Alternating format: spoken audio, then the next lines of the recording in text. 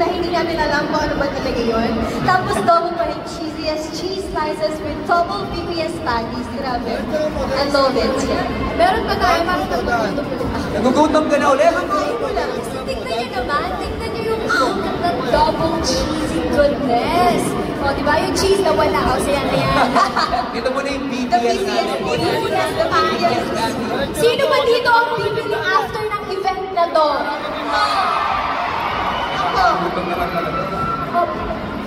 Daming blue seat na siguradong de-generation ka sa Jollibee. Seryoso po, kasi if kami ilang beses na kami nakatikim nito, yung mga shoots kasi namin, kahit ilang takes pa kami, nauubos po talaga. Lunok po talaga namin. Lunok talaga. Si Jowa na dami nauubos. Oo, di ka na. Si Jowa na marami na ubos. Grabe naman. Sayang kasi tingin pa lang sa double cheesy yung burger, alam mo na agad na umapaw ang cheesy at BPS flavor. I mean, look at that, di ba? Grabe, parang isang tingin pa lang alam mo na masarap eh. Tingin lang, bawal pa yung kagat. Kasi natatakap na ako eh. Natatakap ka? Patingin ang takap. Paano yun? Gusto ko ba makita yung takap ni Gwen? In 3, 2, 1.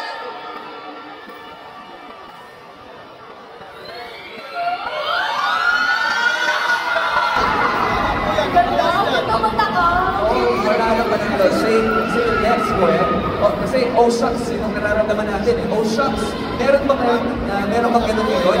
Very generous si Jollibee kasi they have prepared the new double cheesy Yum Burger for everyone to enjoy. Labas ang burger!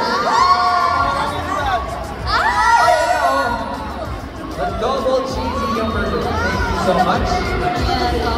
Pasta burger. Bakit naman tinawag ito tayo? Yes, pero syempre guys, hindi lang para sa amin ito dahil hindi naman pwedeng kami naman nag-enjoy ng cheesy Yum Burger. Kaya naman, ayan na guys, please enjoy our newest double cheesy Yum Burger from Jollibee!